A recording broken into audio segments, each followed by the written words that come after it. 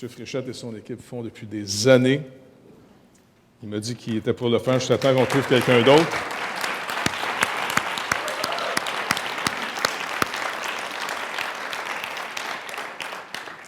Je pense que ça fait depuis Good Shepherd qu'il est là. Certains n'étaient même pas nés quand il a commencé.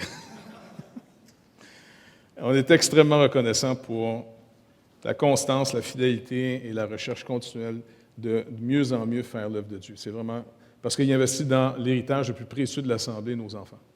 C'est vraiment très précieux. Encore une fois, un gros merci.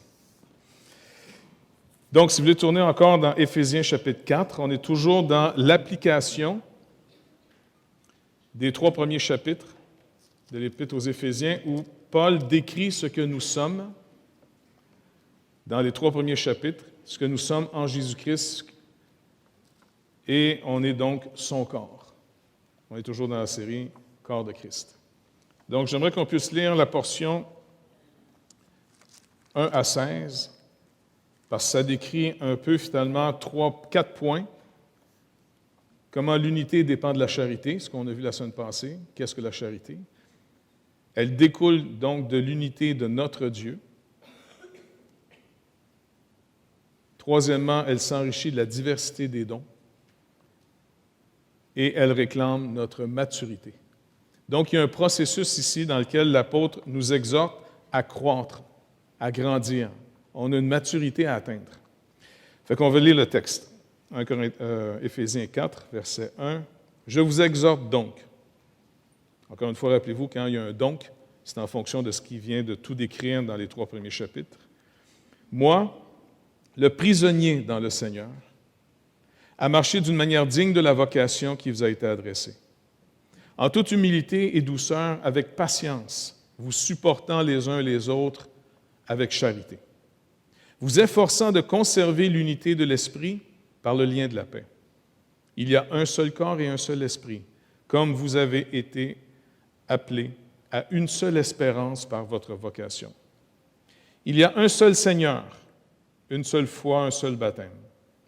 Un seul Dieu et Père de tous, qui est au-dessus de tous, et parmi tous, et en tous. Mais à chacun de nous, la grâce a été donnée selon la mesure du don de Christ. C'est pourquoi il est dit, étant monté en haut, il a amené des captifs. Il a fait des dons aux hommes. Or, que signifie « il est monté » sinon qu'il est aussi descendu dans les régions inférieures de la terre? Celui qui est descendu, c'est le même qui est monté au-dessus de tous les cieux, afin de remplir toutes choses. Il a donné les uns comme apôtres, les autres comme prophètes, les autres comme évangélistes, les autres comme pasteurs et docteurs, pour le perfectionnement des saints en vue de l'œuvre du ministère et de l'édification du corps de Christ, jusqu'à ce que nous soyons tous parvenus à l'unité de la foi et de la connaissance du Fils de Dieu, à l'état d'homme fait, à la mesure de la stature parfaite de Christ, afin que nous ne soyons plus des enfants, flottant et emportés à tout vent de doctrine, mais par la tromperie des hommes, par leur ruse dans les moyens de séduction, mais que, professant la vérité dans la charité, nous croissions à tous égards en celui qui est le chef, Christ. C'est de lui, et grâce à tous les liens de son assistance, que tout le corps, bien coordonné et formant un solide assemblage, tire son accroissement selon la force qu'il convient à chacune de ses parties et s'édifie lui-même dans la charité. Donc, si on fait une brève division ici de cet aspect où Paul met donc l'application, en d'autres mots, comment devenir ce que nous sommes. De passer de l'état ici, comme il dit, d'enfant à homme fait, personne qui atteint une maturité. Comme je vous dis, les 2 premiers versets, l'unité dépend de la charité. On a vu ici que la charité, ce n'est pas simplement un sentiment, mais c'est une personne. Un peu comme Paul va le dire différemment, par exemple, dans l'Épître aux Romains au chapitre 15, lorsqu'il dit « Accueillez-vous donc les uns les autres comme Christ vous a accueillis pour la gloire de Dieu. » Donc, on voit ici que quand vous allez lire charité, c'est sûr qu'il y a une participation de cœur, mais c'est beaucoup plus au niveau, vous pourrez donner ce que vous aurez reçu de lui. Sans qu'on revienne sur le message de la semaine passée, mais c'est très important que vous vous rappeliez en tant que créature, parce qu'n'oubliez pas, il nous délivre du mensonge qu'on se prend pour des dieux. Et un Dieu pense qu'il a tout en lui-même. Et malheureusement, on est dans une culture idolâtre, une culture qui enseigne sans arrêt nos enfants, dès leur bas âge, à trouver en eux-mêmes et non en Jésus-Christ l'assurance, la capacité. Et donc, on fortifie ce qu'on appelle, ce que Paul appelle aussi, l'adoration de la créature, plutôt que du Créateur.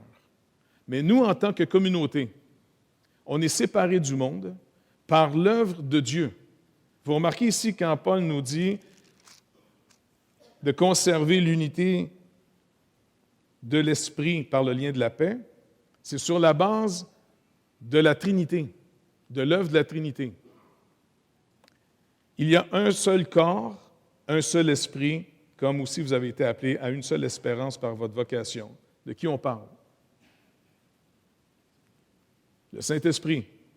Si on est un corps, si on est né de nouveau, si on est une assemblée, Paul nous rappelle que c'est l'œuvre du Saint-Esprit de venir appliquer toute la rédemption que Christ nous a acquise. Parce que ça ne nous donnerait rien de savoir que Christ est mort pour nous si l'Esprit Saint ne vient pas prendre les trésors de Christ, comme Jésus nous l'a promis, il va prendre ce qui est à moi pour vous le donner. Et c'est parce que le Saint-Esprit applique toute l'œuvre de Christ qu'on peut être ici aujourd'hui, régénéré, né de nouveau, avoir mis notre confiance en lui. C'est l'œuvre du Saint-Esprit. Deuxièmement, il nous dit, il y a un seul Seigneur, une seule foi, un seul baptême. De qui on parle? Le Fils, Jésus. Et c'est intéressant qu'il le qualifie ici comme Seigneur. Paul va dire différemment aux Corinthiens qui vivaient beaucoup d'expériences, entre guillemets, selon le Saint-Esprit. Il leur rappelle une formule très importante. Personne ne peut dire, si ce n'est par le Saint-Esprit, que Jésus-Christ est Seigneur. Vous ne pouvez pas déclarer la Seigneurie de Christ si ce n'est pas l'œuvre du Saint-Esprit dans votre vie. Mais vous pouvez le faire. Comme on chante souvent, tu sais, on revient à la croix, on fléchit le genou. En d'autres mots, on remet la Seigneurie de notre vie à Jésus-Christ. De plus en plus, on découvre que ce n'est pas notre vie. C'est son règne, sa création. On est chez eux.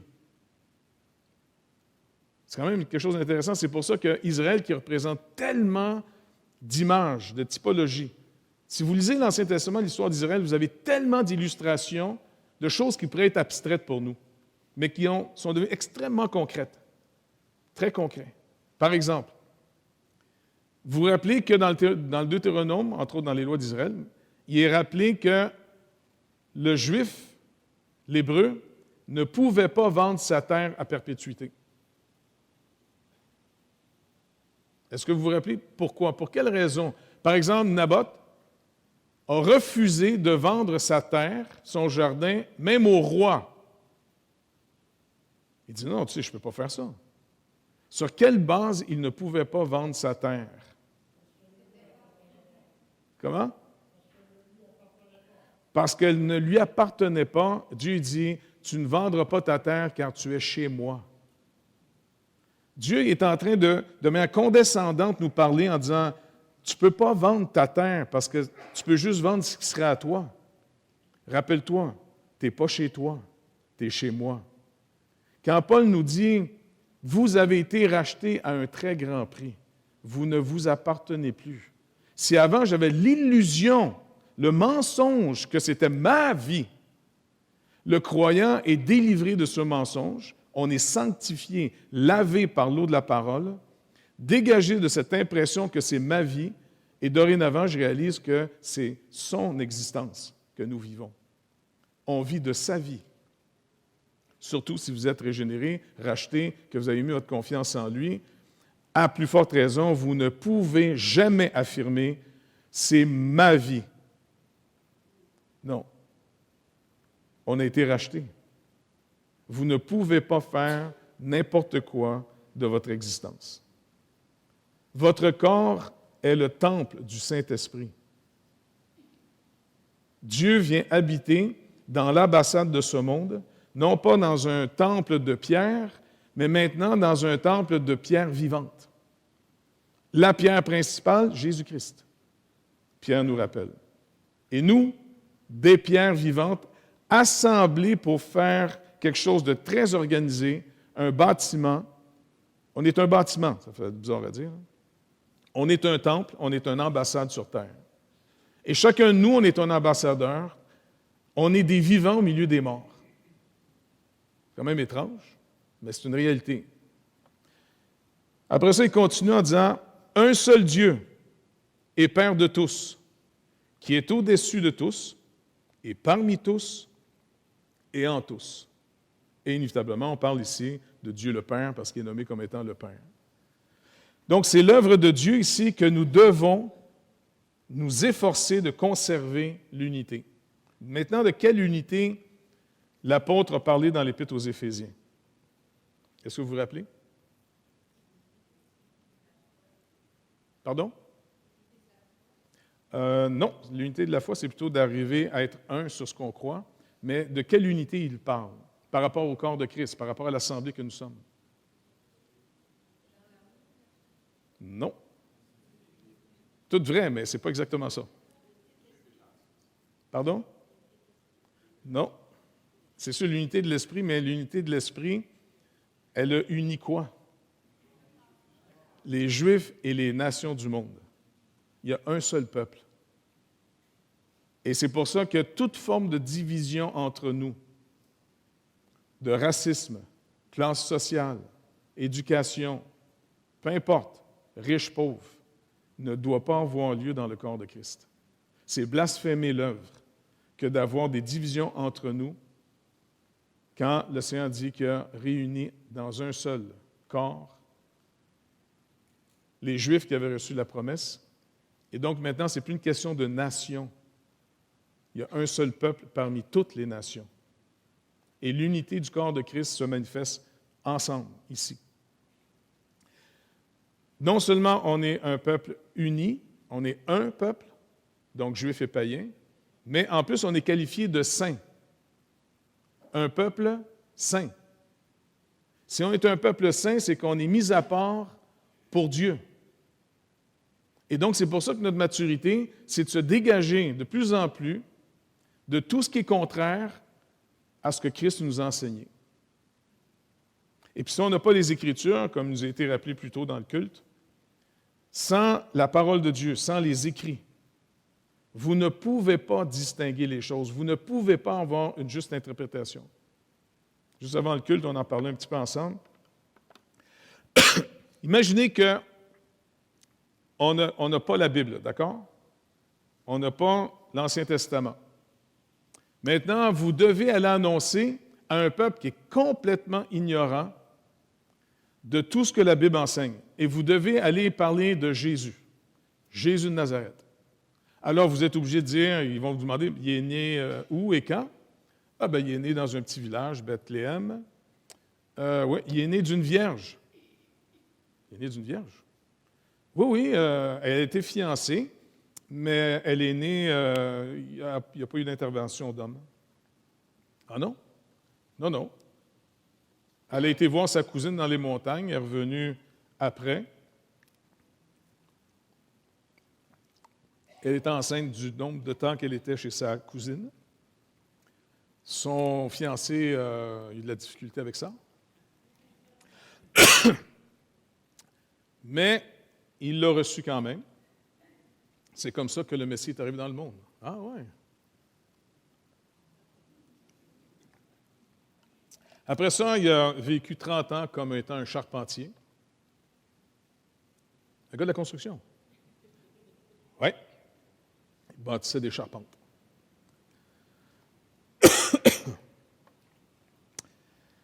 À 30 ans, il va au baptême de Jean. Et Dieu le met à part pour 3 ans et demi de ministère. Il va faire des miracles. Il va enseigner comme personne n'a jamais enseigné. Ah oui, ça a dû être un succès total. Eh bien, ça a fini que tout le monde l'a abandonné, même ses disciples.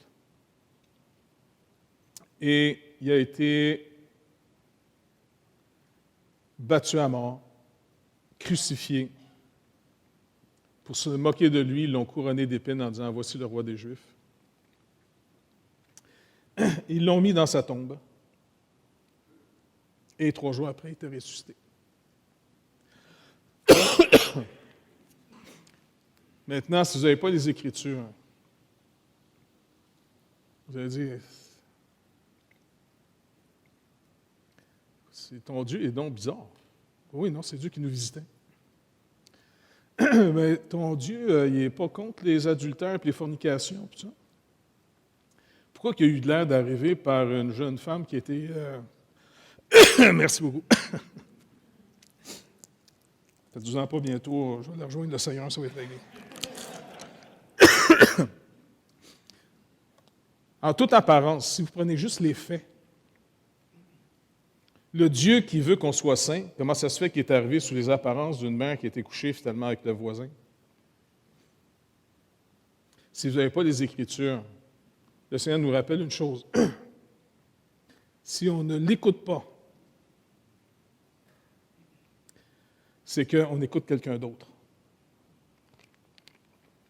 Et si on ne l'écoute pas, on ne pourra jamais l'interpréter en toute justice et vérité. C'est pour ça que même les miracles que Jésus faisait n'étaient pas dans un premier temps pour impressionner les gens afin qu'ils viennent à lui comme un grand magicien. Il repoussait la foule lorsque cette foule devenait trop excitée par les miracles qu'il faisait, parce qu'il savait que la foule venait à lui sans les Écritures. Tous les miracles qu'il faisait devaient d'abord les amener aux Écritures. Et il voulait être interprété, compris, connu, pas par les miracles, mais par les Écritures qui parlent de lui. Même ses disciples.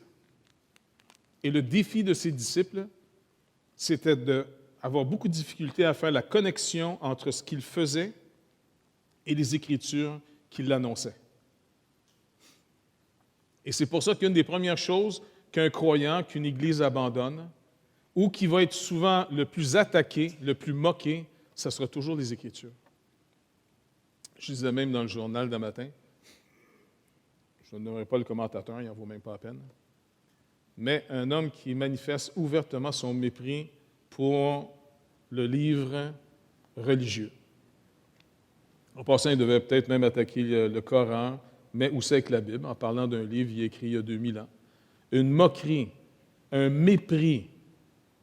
On est dans une société qui va manifester de plus en plus pourquoi ils sont perdus. Si c'était moins évident avant parce qu'il y avait une culture chrétienne, aujourd'hui, on n'a plus cette culture chrétienne. Au contraire, les nouveaux commentateurs d'aujourd'hui se vantent d'être des athées, des gens qui méprisent Dieu ouvertement, des gens qui déclarent être seigneurs de leur vie et de leur moralité. Ils réinventent toutes choses, ils se déclarent des dieux sur leur vie. On va être de plus en plus en contraste avec eux. On retourne dans le monde des païens, le monde des... Comment on pourrait les appeler? Le monde des merveilleux, le monde des grands, le monde de ceux qui se vendent pour être les meilleurs. En contraste, nous, on est en train d'élever Jésus-Christ et non pas nous-mêmes. Donc, ça va faire un étrange. Mais il faut arriver à maturité parce que le but, c'est que les dons qu'il nous donne, comme il est mentionné ici, à chacun de nous, la grâce a été donnée selon la mesure du don. Est-ce que vous comprenez ce qu'il vient de nous dire ici? On est tous ensemble, on est le corps, on est chacun de nous une portion du corps de Christ, vrai? Il nous dit, mais à chacun de nous, la grâce a été donnée selon la mesure du don de Christ. Comment vous comprenez ça? Oui, c'est Dieu qui donne, c'est vrai, mais qu'est-ce qu'il faut comprendre? C'est vrai, c'est le choix de Christ, mais j'essaie de vous amener plus vers quelque chose de précis. Comment? C'est vrai qu'en soi-même, on est insuffisant, on a besoin des autres. Mais, comment? On n'a pas tous les mêmes dons et on n'a surtout pas tous la même mesure. Devant Dieu, on est égaux, parfaitement, totalement égaux. Il n'y a ni homme, ni femme, ni juif, ni grec, ainsi de suite, OK? Il y a une égalité parfaite basée sur un principe. On a tous reçu la même justice. Donc, il n'y a pas au milieu de nous un plus ou moins justifié. En d'autres mots, vous êtes ou justifié ou perdu, un des deux. Il n'y a pas entre les deux. Vraiment, il n'y a pas de limbe, pas de purgatoire. Vous êtes soit sauvé, donc parfaitement, au-delà de toute compréhension. On est parfaitement, totalement pardonné et entièrement et totalement justifié. Ça, c'est le principe sur lequel on a été pleinement reçu par le Seigneur. Et c'est comme ça qu'il nous a mis à part. On est un peuple à lui, un peuple saint, un peuple séparé pour lui appartenir. Maintenant, le danger, c'est de penser que puisqu'on a tous la même justice à notre compte, on peut continuer à penser en païen. Vous savez que les gens du monde se croient plus ou moins importants en fonction de ce qu'ils ont plus ou moins. Pas vrai? Tu sais, si vous avez 25 cents dans vos poches et puis vous avez, par exemple, 25 millions dans vos poches, est-ce que ça risque de faire une différence? Non, vous devrez aller à l'école un peu plus longtemps, on va vous l'apprendre. C'est sûr que ça va faire une différence dans cette vie. Et donc, il y a des gens qu'on va prendre le temps de dire que ça vaut plus la peine de soigner certaines personnes que d'autres. Il y a des gens qui vaut plus la peine que d'autres. Il y a des peuples qui sont, on dirait, plus humains que d'autres. On révèle notre méchanceté, on révèle notre ignorance maintenant sur la place publique d'une manière spectaculaire. C'est drôle que quand il y a des gens, des nations très connues qui meurent, tout le monde devient « je suis français, je suis américain, je suis… » tu sais. Mais c'est rare que des peuples qui perdent des milliers de gens dans des guerres, personne ne s'identifie aux autres. On dirait qu'il y a des gens qui sont plus considérés comme des humains que d'autres. Dans le corps de Christ, ça ne doit jamais arriver. Parce que là, on ne comprend pas du tout sur quelle base on a été reçus. On a un seul Père de tous, qui est parmi nous, qui est en nous. Maintenant, ce Père va nous dire, sur la base qu'on a été tous parfaitement reçus. Vous ne serez pas reçus plus aimés de Dieu parce que vous êtes plus performants. Ça, c'est le monde. Le monde a besoin des gains pour se distinguer des uns des autres. Et Paul dit, ce qui était pour moi un gain avant. Paul était avant quelqu'un qui avait des possessions, même spirituelles.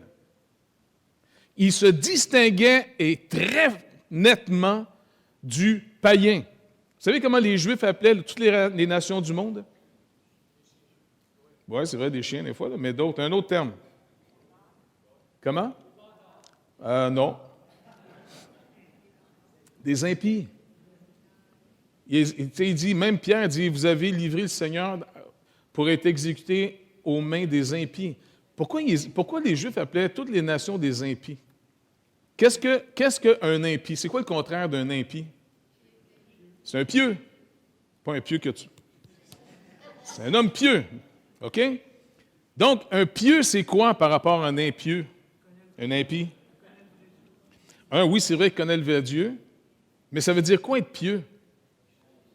Ça veut dire de bâtir sa vie sur des valeurs sûres.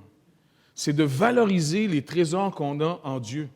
C'est de considérer l'héritage incroyable. Paul se savait distinguer des autres nations parce que c'est aux Juifs, il nous le rappelle, que les oracles de Dieu avaient été donnés. Les Juifs avaient la connaissance que Dieu voulait que le monde entier possède. Eux l'avaient en écrit. Il savait distinguer les choses. Le païen était livré à lui-même. C'est pour ça qu'il n'est pas appelé impie parce qu'il est plus méchant que le juif. Il est appelé impie parce qu'il ne connaît pas le Dieu vivant. Il se livre aux idoles. Il va servir une multitude d'idoles. Tandis que le juif, normalement, devait servir le Dieu vrai et vivant. Paul dit, pour moi, là, avant, dans mon égarement, c'était un gain. Puis là, il fait son pedigree. Tu sais, Hébreu né d'Hébreu, la tribu de Benjamin, puis il fait tout ça, tu sais. Vraiment, il y a un pedigree assez impressionnant. Il dit maintenant, ce qui était pour moi un trésor qui me distinguait de tous les autres peuples du monde entier, de tous les autres êtres humains, je le considère comme de la boue, comme des ordures, parce que c'est en Christ maintenant que je vais découvrir cette nouvelle sorte de justice. Donc, n'oubliez pas, on est tous mis d'abord sur un pied d'être tous parfaitement, totalement, entièrement aimés en Jésus-Christ, peu importe où vous êtes rendu dans votre vie chrétienne. Vous êtes enfant, vous êtes mature, peu importe.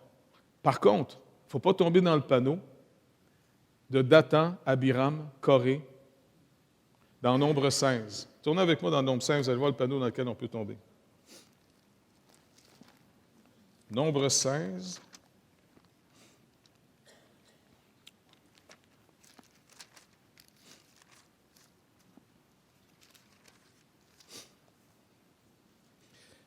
Verset 1 nous dit, Coré, fils de Jitsera, fils de Kéhat, fils de Lévi, se révolta avec Dathan et Abiram, fils d'Iliab et de On, fils de Pélep, tous trois fils de Ruben. Ils se soulevèrent contre Moïse avec 250 hommes des enfants d'Israël, des principaux de l'assemblée, de ceux que l'on convoquait à l'assemblée et qui étaient des gens de renom. Ils s'assemblèrent contre Moïse et Aaron, et ils leur dirent, « C'en est assez, car toute l'assemblée, tous sont saints, et l'Éternel est au milieu d'eux. Pourquoi vous élevez-vous au-dessus de l'assemblée de l'Éternel? » Quand Moïse eut entendu cela, il tomba sur son visage. Il parla à Coré et à toute sa troupe en disant, « Demain, l'Éternel fera connaître qui est à lui et qui est saint, et il le fera approcher de lui. Il fera approcher de lui celui qu'il choisira. Faites ceci. Prenez des brasiers, Coré et toute sa troupe. Demain, mettez-y du feu et posez-y du parfum devant l'Éternel. Celui que l'Éternel choisira, c'est celui-là qui sera saint. C'en est assez, enfants de Lévi. Moïse dit à Coré, écoutez donc, enfants de Lévi, est-ce trop peu pour vous que Dieu, le Dieu d'Israël, vous ait choisi dans l'assemblée d'Israël en vous faisant approcher de lui, afin que vous soyez employés à son service du tabernacle de l'Éternel, et que vous vous présentiez devant l'assemblée pour la servir? Il vous a fait approcher de lui, toi, tous tes frères, les enfants de Lévi, et vous voulez encore le sacerdoce. C'est à cause de cela que toi et toute ta troupe, vous vous assemblez contre l'Éternel. Car qui est Aaron pour que vous murmuriez contre lui? Moïse envoya appeler Dathan et Abiram, fils d'Iliab, et ils dirent, nous ne monterons pas. N'est-ce pas assez que tu nous aies fait sortir d'un pays où coule le lait et le miel pour nous faire mourir au désert, sans que tu continues à dominer sur nous? Et ce n'est pas dans un pays où coule le lait et le miel que tu nous as amenés. Ce ne sont pas des champs et des vignes que tu nous as donnés en possession. Penses-tu crever les yeux de ces gens? Nous ne monterons pas. Moïse fut très irrité. Et il dit à l'Éternel, n'aie point égard à leur offrande. Je ne leur ai même pas pris un âne. Je n'ai fait de mal à aucun d'eux. Moïse dit à Coré, toi et toute ta troupe, trouvez-vous demain devant l'Éternel, toi et eux avec Aaron. Et le restant de l'histoire finit que tous ces hommes sont morts, brûlés vifs par Dieu. Et les autres sont tombés vivants dans le séjour des morts. Maintenant, si tout le peuple est saint, il faut faire attention que tout le peuple n'a pas dans ses membres les mêmes fonctions. Il faut se rappeler qu'au milieu de nous, il faut discerner les mises à part que Dieu fait. Il faut discerner le don de la grâce dans la mesure du don de Christ qui est fait à chacun ici. Et ça ne doit jamais être une convoitise. Vous devez prendre garde. C'est pour ça qu'il nous dit, soyez humbles, soyez doux, soyez patients. On est dans un nouveau règne. Le monde, chacun fait sa place. Au plus fort, la poche. Dans le royaume de Dieu, c'est par appel. C'est l'appel. Quand Dieu appelle, il justifie. Quand il justifie, il glorifie. Il faut discerner dans chacun d'entre nous quel est l'appel que Dieu nous adresse. Et c'est comme ça que le corps bien coordonné, selon les dons, les mesures, les capacités qui va départir à chacun d'entre nous, que le corps va être bien coordonné pour atteindre le but de faire sa volonté. Ce n'est pas un but que chacun passe son projet, chacun fait son affaire, au nom du bien, au nom... Non, non.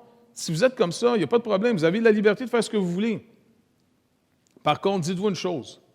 Ce n'est pas au nom du Seigneur que vous êtes en train de le faire. Parce que si on fait quelque chose au nom du Seigneur, c'est collectivement qu'on a discerné sa volonté. Et c'est dans une collectivité. Ça n'empêchera pas, je n'empêcherai jamais quelqu'un de faire du bien en désordre. Faites faire ce que vous voulez, ça ne me regarde pas. Ça ne regarde pas l'Église. Mais j'aimerais juste que, par contre, selon les Écritures, on puisse savoir une chose de bien clair. Au bout du compte, ce qui va compter de nos vies, ce n'est pas tout le bien qu'on aura fait. C'est est-ce qu'on a fait sa volonté.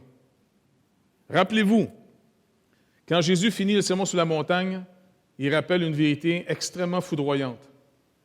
Ce n'est pas tous ceux qui m'auront dit « Seigneur, Seigneur » qui vont entrer, mais ceux qui auront fait la volonté de mon Père. Et quelle est cette volonté? Parce que certains vont se présenter en disant « N'avons-nous pas chassé les démons en ton nom, guéri les malades en ton nom, prophétisé en ton nom? Et je leur dirai en ce jour, retirez-vous de moi, ouvriers d'iniquité, je ne vous ai jamais connu. » Est-ce que vous réalisez les œuvres que Dieu est en train de condamner ici? Mais sur quelle base il les refuse et qu'il les traite d'ouvriers d'iniquité? Pardon? Jésus leur dit, « Moi, je ne te connais pas. » Est-ce que vous réalisez qu'il dit, « Je ne te connais pas. » En d'autres mots, on pourrait tous se demander ici, où, quand et comment, et qui sont les témoins de ce que vous faites et que vous croyez que c'est vraiment Dieu qui vous a appelé à faire ces choses? Il faut être capable de retracer l'appel. Il faut être capable de retracer collectivement quand le Seigneur nous a-t-il demandé, et par toi ou toi, de faire ce qu'on est en train de faire. Et si on oublie cette vérité fondamentale, on oublie finalement tout le principe du royaume de Dieu. Encore une fois, personne ne peut dire, si ce n'est par le Saint-Esprit, Jésus-Christ est Seigneur. Est-ce que je suis sous la seigneurie de Christ marchant dans sa volonté? C'est ça qu'on doit chercher continuellement à discerner ensemble. Et après ça, s'y attacher. Non pas comme si l'œuvre en elle-même était plus précieuse qu'une autre. Ça, c'est le monde qui pense encore comme ça. Le monde pense, donne-moi quelque chose de significatif. C'est normal pour une personne du monde. Quand il y a des gens qui viennent en mission avec nous autres, puis on invite tout le monde, on leur dit juste, écoutez, c'est une mission chrétienne. Nous, notre but, c'est d'annoncer l'Évangile, mais entre-temps, on fait du bien aux gens. Et puis, mais si vous voulez venir, venez. Mais vous rappelez-vous, vous allez venir dans une mission chrétienne. On ne va pas vous écœurer avec le message sans arrêt. Vous allez vivre au milieu des croyants. Et pour savoir si vous êtes capable de nous endurer pour 2 semaines, 1 mois, venez assister à un de nos cultes. Si vous survivez le culte, vous êtes capable de passer 2 semaines. Maintenant, quand vous allez être avec nous, il y a toutes sortes de choses qu'on peut faire. On va vous former et vous allez embarquer dans une de nos équipes. Et puis, les gens sont bien heureux de venir. Par en passant, savez-vous quoi? C'est très rare qu'on ait eu des problèmes avec les gens qui se disent non-croyants ou agnostiques. Ils ne sont pas familiers avec nous autres. Alors, finalement, on a du bon temps ensemble. C'est vraiment béni. Mais une des caractéristiques les plus drôles, c'est souvent, ils viennent te voir, spécialement, ils vont voir les responsables. Écoute, moi, je ne suis pas venu laver des toilettes. Hein. Moi, là, j'ai à cœur de faire quelque chose d'important pour ces gens-là. je veux faire quelque chose de significatif. En d'autres mots, ils sont en train de te dire, moi, là, j'ai tellement de mauvaises images de moi, là, je veux devenir quelqu'un d'important, alors il faut que je fasse des choses importantes. Tu sais, je veux que le monde découvre à quel point je suis merveilleux. Comment j'ai un grand cœur. Oh, je suis très généreux. Des fois, je pense à moi-même, j'en suis ému. Mais je trouve que c'est de valeur que le monde en est privé de ne pas le voir. Ça leur ferait du bien. Fait que j'exagère un peu, mais à peine. Fait que je disais, OK, il n'y a pas de problème. Veux-tu aller vers le médical? Ah oui. OK. La construction, ça, c'est les doueurs. Ainsi de suite. Puis là, tu les orientes. Et savez-vous quoi? Ils font un très bon travail. Même des fois, je suis obligé de nous dire, ils en font des fois du meilleur.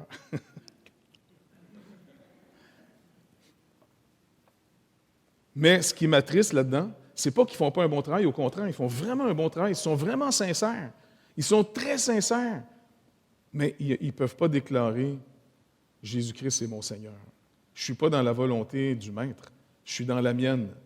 Et ils veulent faire des choses, en cas que Dieu existe, peut-être qu'il existe, aussi bien de mettre les chances de mon bord, fait que je vais faire une vie que quand je vais me présenter devant lui, moi, il rappeler tout ce que j'ai fait. S'il existe, je vais dire « Oublie pas, j'ai fait ça, là. Moi, j'ai nourri les pauvres. Et puis j'ai fait ci, puis j'ai fait ça, puis j'ai fait ci, puis j'ai fait ça, puis j'ai fait ci. » Le Seigneur va dire, « Retire-toi de moi, ouvrier d'iniquité. » Non, non, je n'ai pas dit que j'ai ouvert un bar, moi, là. J'ai fondé un orphelinat. Très bien, je m'en suis servi pour ces enfants-là. Mais on se connaît? Est-ce qu'on se connaît? Donc, le croyant, c'est celui qui découvre de plus en plus que toute la création de Dieu est à Dieu. Mais il y a une grande rébellion, finalement, dans sa création. Chacun veut être le Dieu de la création, le Dieu de sa vie. Maintenant, une des manières de mesurer notre maturité, puis c'est ça que j'aimerais qu'on puisse travailler ensemble, de créer un environnement. J'en parlais justement avec François jeudi, on en parle ensemble. Et puis, j'ai eu d'excellents conseils, vraiment, là. Comment on peut produire? D'abord, comment on pourrait mesurer de la maturité? C'est beau de dire qu'on vise la maturité, mais comment on pourrait mesurer ça de la maturité? Oui, c'est sûr qu'en mettant à l'épreuve, on va voir que ça a de l'air. Mais comment on peut mesurer dans l'épreuve la maturité? Qu'est-ce que, d'après vous, pourrait être des fruits de maturité? Soumission à l'autorité? Jusqu'à un certain point, mais d'un côté, des fois, la maturité fait que c'est toujours volontairement qu'on se soumet, puis des fois, il ne faut pas se soumettre à ce qu'on pense être pas de la volonté. Tu vois? Il ne faut pas une soumission aveugle. Maintenant, qu'est-ce qui pourrait être de la maturité? Estave? Persévérance? Oui, ça a une certaine forme de fruit. Mais la maturité du croyant, n'oubliez pas, parce qu'il faut arriver à l'homme fait en Christ. C'est quoi être un signe, monsieur? Semblez? Oui, il y a un esprit de reconnaissance. Ça, c'est un fruit, c'est vrai. Un esprit de louange, de reconnaissance. Mais à part ça... Comment? Oui, mais la communion avec Dieu, tu ne peux pas la mesurer en dehors de ce que ça produit. C'est ça que je cherche, les fruits. Alain?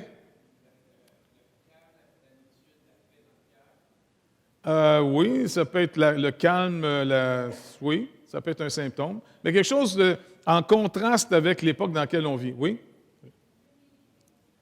L'humilité, c'est un premier signe. Ouais, l'humilité, j'ai commencé à placer les bonnes valeurs aux bonnes places. L'absence de murmure, ça peut être aussi un autre fruit. Mais je vais arriver à quelque chose de plus précis. La confiance, d'accord. Le service. L'amour, l'abandon de soi.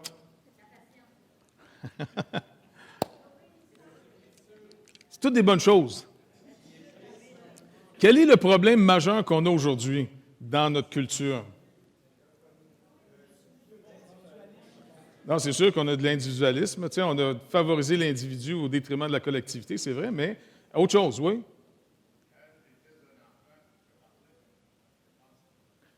Oui. Donc, qu'est-ce que la différence entre un enfant et un adulte, justement? J'ai fait disparaître ce qui était de l'enfant. C'est quoi? Qu'est-ce qui est pour Dieu un adulte, une maturité chez quelqu'un, en contraste avec un enfant? Oui, Alain? OK, tu peux chercher l'avantage des autres. Mais non, la soumission à l'autorité, c'est une composante, parce que la soumission, c'est la soumission, au fond, au projet qui est représenté finalement par des gens. C'est sûr qu'une rébellion continuelle, quelqu'un veut juste faire toujours ses petites affaires à lui, il ne fait pas partie du plan. Mais attention, une trop grande soumission aux autorités peut être aussi dangereux, parce que c'est un manque de responsabilisation de soi-même. Trop facile de se décharger de nos responsabilités en disant « Moi, j'obéis aux ordres. Ah, moi, je suis le protocole. » Tu comprends? On est dans une société, en d'autres mots, qu'est-ce qui est populaire? Comment vous voulez vous en sortir? Devenir une victime. C'est être victime. On est des victimes. Alors, finalement, devenir mature, c'est le contraire d'une victime. Assume. Deviens responsable. Dieu t'a affranchi pour la liberté. En d'autres mots, il va falloir que tu assumes. Tu sais, par exemple, des gens sortent ensemble pour se marier. Puis, quelqu'un va me dire, « Ah, moi, je pense que c'est vraiment la volonté de Dieu. » OK. Il faut que tu m'expliques un peu, là, parce que si je célèbre votre mariage, quand je vais vous demander, « Veux-tu recevoir un tel pour ton mari ou ton épouse? » Tu ne pourras pas me dire, « Oui, Dieu le veut. » Parce que ce n'est pas Dieu qui se marie avec l'autre, là. Il va falloir dire, oui, je le veux. Il va falloir que tu assumes ta décision parce que tu vas en être entièrement responsable jusqu'à la fin de tes jours. Donc, dis-moi pas, oui, Dieu le veut. Dieu va t'instruire pour que tu puisses discerner le mieux possible pour faire un choix que tu devras assumer après. Il y a un danger de mal comprendre la souveraineté de Dieu qui est, encore une fois, comme pour la soumission, une soumission aveugle, c'est dangereux. Et de comprendre la souveraineté de Dieu, mais en opposition avec votre responsabilité, ce n'est pas ce que les Écritures enseignent. Parce que je vais corriger le tir, parce que souvent j'insiste beaucoup sur la souveraineté de Dieu en toutes choses, mais je pense qu'il va falloir que j'insiste aussi que les Écritures nous parlent que puisqu'on est tous appelés à un jugement, même dans les tribunaux humains, qui est exempt d'un jugement? Oui, un innocent, c'est sûr, mais avant qu'il soit déclaré innocent. Un innocent type québécois. En d'autres mots, si quelqu'un n'est pas apte psychologiquement, tu sais, dans le sens que si la personne est complètement pas capable, tu sais, dans le sens qu'il y a des gens qui vont faire une évaluation psychologique avant pour savoir si elle est évaluée capable de subir un procès. En d'autres mots, on essaie de voir est-ce que cette personne-là était assez consciente pour être responsable de ce qu'elle a fait. Et alors là, si c'est oui, tu t'en vas assumer tes gestes. OK? Devant Dieu, on est tous appelés à un jugement. Le monde entier a été appelé à un jugement. Qu'est-ce qui a été qualifié? Coupable. Comment il a été déclaré coupable? En rejetant le Fils unique de Dieu qui est venu il y a 2000 ans, en le tuant à la croix du Calvaire, l'humanité a fait le meurtre des meurtres. Et là, il y a une sentence sur le monde entier. Jésus dit, si je n'étais pas venu, si je n'avais pas dit tout ce que je leur ai dit, si je n'avais pas tout fait ce que j'ai fait, alors ils seraient sans péché. Mais maintenant, ils sont sans excuse. Le monde entier est sous la colère de Dieu d'un juste jugement. Point final. Alors, le monde est responsable de ça.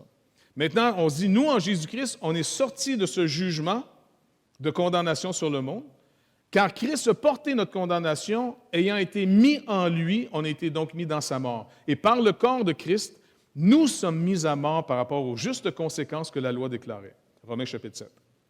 Par contre, où est-ce que des fois j'ai l'impression que certains d'entre nous, on l'oublie, on est aussi destiné à rendre compte de ce qu'on a fait, de toutes les opportunités que Dieu nous a données. Dieu nous a donné accès à son trône de grâce. Dieu nous a donné son propre esprit maintenant. La troisième personne de Trinité est venue habiter dans tous les croyants. Et c'est dans le but de restaurer la communion, la communication entre nous et Dieu. Les Écritures vont devenir le lieu de rencontre avec le Seigneur. Encore une fois, sans les Écritures, vous ne pouvez pas discerner et interpréter en toute justice tout ce qu'on vit. On a tout un schéma de pensée, on a toute une structure pour juger les choses. Le but, ce n'est pas « juger plus ». C'est totalement impossible. C'est comme dire à quelqu'un « respire plus ». On ne peut pas juger. En passant, quand vous regardez le menu finalement au restaurant, vous êtes en train de juger ce que vous allez manger. Fait que si vous voulez appliquer ça à la lettre sans discernement, il faut que je tombe dessus. Je ne veux pas juger. Paul dit lui-même, quand il parle aux Corinthiens, puis il y a un gars qui couche avec sa belle-mère, il dit, moi, j'ai déjà jugé un tel homme. C'est drôle, il n'y a pas de lettre qui a été dit, mais Paul, tu n'as pas le droit de juger. Il dit, non, non, j'ai très le droit de juger.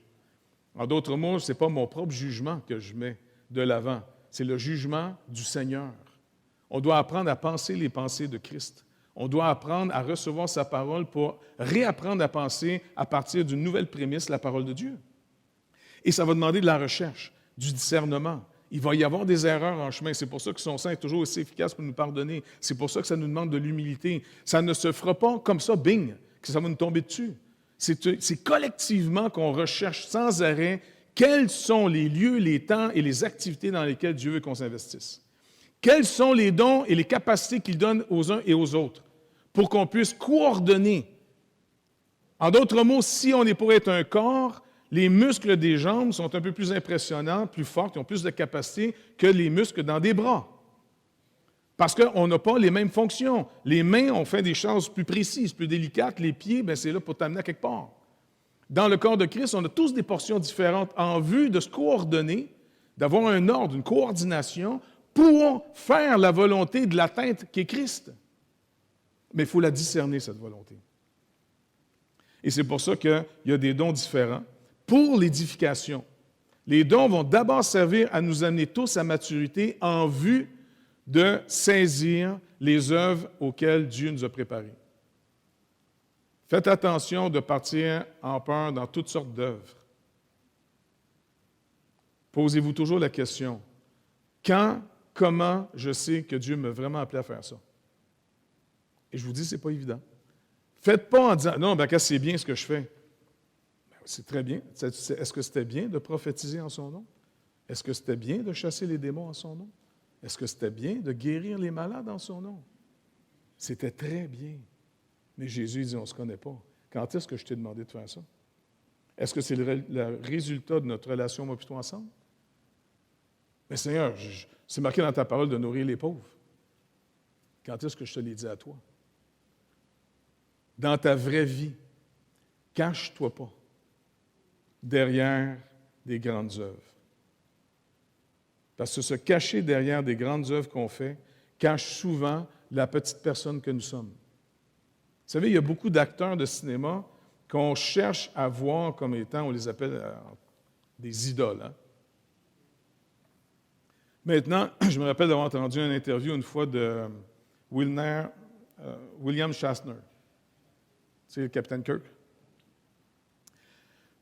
Puis il est en train de répondre à des questions, puis il dit, en passant un jour, je suis dans une place, puis j'ai commencé à me faire narguer par 2-3 gars. Et puis, il dit, soudainement, je me suis dit, je suis capable de régler ça. Je suis le Capitaine Kirk. Tu comprends? Puis il s'en allait quand se battre avec les gars, je t'attends qu'il dise, attends, t'es William Shatner, t'es pas Kirk. Tu comprends?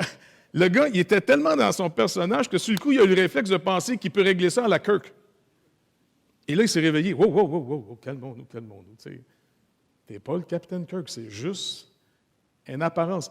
Mais si vous rencontrez cet homme, cet acteur, et surtout vous êtes de ma génération, bien tout de suite, vous rencontrez le Capitaine Kirk. Il est tellement plus le Capitaine Kirk que Shatner. Faites attention de ne pas être un acteur dans vos bonnes œuvres et qu'à la maison, vous êtes un désastre. Parce que le Seigneur va vous dire, attends, on se connaît-tu? Tu me fais confiance, tu dis? Le Seigneur dit, faites attention de ne pas tomber dans le panneau de ceux qui me louent par la bouche, mais dont le cœur est totalement éloigné. Le Seigneur nous regarde dans les choses les plus ordinaires, les plus tellement ordinaires, parce qu'il dit, si tu n'es pas fidèle dans les petites choses, tu ne seras pas fidèle dans les grandes choses. Les grandes choses, dites-vous une chose, les grands projets, c'est stimulant, c'est bien plus le fun de se donner un grand projet que cette affaire. Par exemple, tu payes-tu tes comptes fidèlement? Ah non, moi, je mets mon argent ailleurs que dans les comptes à payer. Ah ouais? Sais-tu comment ça s'appelle, ça? Un voleur. Si tu ne payes pas tes comptes, tu es un voleur. Tu as pris l'électricité, tu ne payes pas ton électricité? Non, mais j'aime mieux donner mon argent à Jésus. Non, mais on peut être imbécile à ce point-là. Hein? Non, je dis, regardons nos vraies vies, nos vraies vies. Et après ça, si là, je vis vraiment avec le Seigneur et que sa parole gouverne ma vie là, alors, s'il m'invite à des grands projets, on ira. Mais s'il ne m'invite pas à des grands projets, pas de problème, parce que j'ai rencontré le Seigneur dans ma vie bien ordinaire. Et le Seigneur ne nous a pas dit, pars en peur, fais des choses, on va voir si c'était intéressant. Non, il dit, suivez-moi. Suivez-moi, qu'il dit. Et je vous garantis que si vous êtes fidèle à une petite chose, un moment donné, vous allez vous réveiller dans des grandes choses que lui a préparées en disant, attends, comment on s'est retrouvé ici? Comment ça s'est fait? Mais faites attention à la convoitise du pouvoir, la convoitise de l'approbation, l'orgueil du monde, l'orgueil de la vue, de faire un gros flash mauve devant les gens parce qu'en réalité, votre vraie vie est un désastre. Les acteurs sont super là-dedans. Ils sont tellement convaincants qu'il y a mieux être leur personnage que la vraie personne dans la vraie vie. Et c'est pour ça qu'ils sortent quasiment plus de leur maison après, parce qu'ils savent qu'ils ne veulent pas te présenter la vraie personne. Ils veulent que tu restes dans l'idée du film encore. Alors, le Seigneur veut qu'on arrive à maturité. Puis un des points de maturité que j'aimerais ça qu'on puisse développer ensemble, comment on peut arriver à ne plus se considérer comme des victimes, mais qu'on soit capable d'assumer nos choix, de rechercher à mieux faire, avoir du conseil ensemble pour mûrir, plus être une victime. Par la grâce de Dieu. On va essayer. On va se faire un environnement dans ce sens-là. Amen? C'est assez tard? Fait que Seigneur, à qui d'autre veux-tu qu'on aille?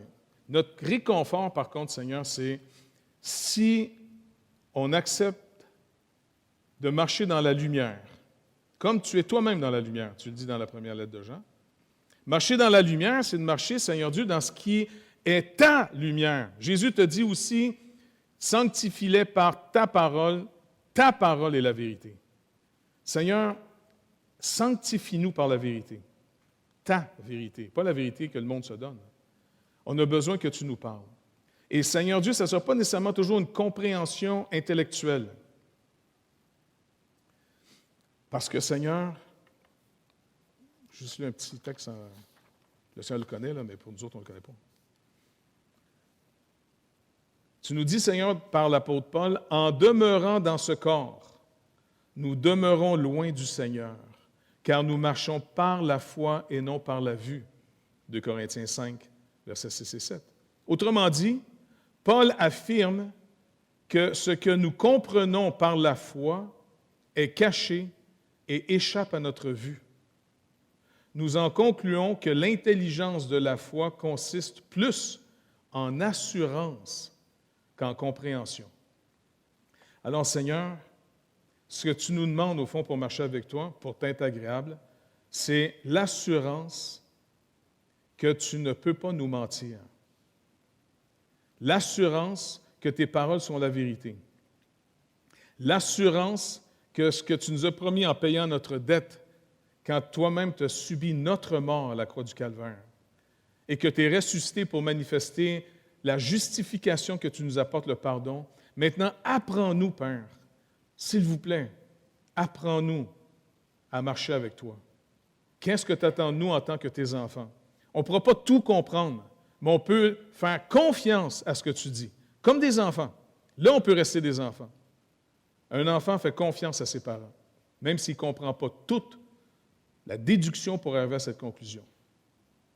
Alors, Seigneur Dieu, accorde-nous de continuer à te faire confiance, à te croire. Tu ne peux pas nous mentir. Mais souvent, par la vue, on va être confus. Mais par la foi, on va accepter que des choses nous sont cachées. Mais pour toi, rien n'est caché. Alors, si on marche dans ta lumière, comme tu es toi-même dans cette lumière, alors on est mutuellement en communion sur la base de ton œuvre. Tu as fait de nous un corps. Et en plus, tu nous rappelles que malgré toutes nos maladresses qu'on va avoir, le sang de Christ nous purifie de tout péché. Et qu'on puisse apprendre à s'aimer comme tu nous as aimés. à recevoir ton amour, à recevoir ton pardon, qui est celui de Christ, pour se le redonner, afin de s'accueillir les uns les autres, comme toi, Christ, tu nous as accueillis, pour la gloire de Dieu. S'il vous plaît, Seigneur Dieu, bénis-nous. Bénis-nous afin qu'on soit une source de bénédiction. Rends-nous intelligents, renouvelle notre intelligence afin qu'on puisse être une source de bénédiction pour le temps présent dans lequel on vit.